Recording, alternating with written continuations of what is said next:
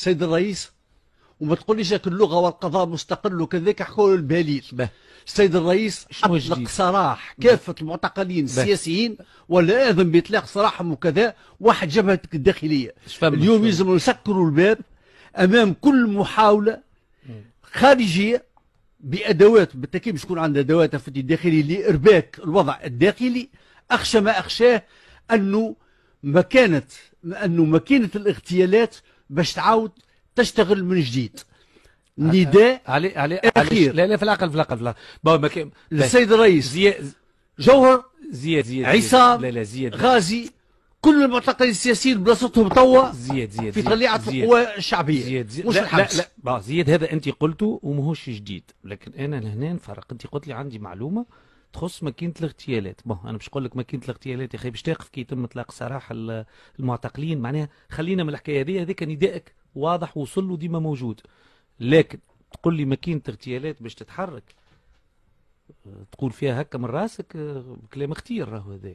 تقول فيه من راسك ولا اليوم عندك معطيات انه الاجهزه الامنيه نتاعنا قاعده تخدم على حاجات؟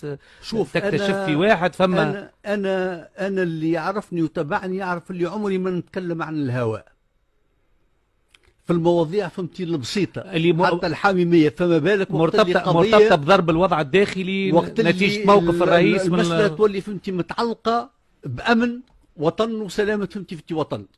راهو كلام قيس سعيد نتعارك معاه ونواجه الوحده بتاعه، اما قيس سعيد لحساب بنيانه هو رئيس جمهوريه وانا مواطن، وانا حقي كولد الجمهوريه دياني باش نحاسبه، لكن ما نسمح لحتى حد وحتى جهه من اي جهه فهمتي في دي كانت اني معلومات ولا تحليل باش تربك الوضع فهمتي في معلومات ولا تحليل باش تصفي قيس سعيد. علاش؟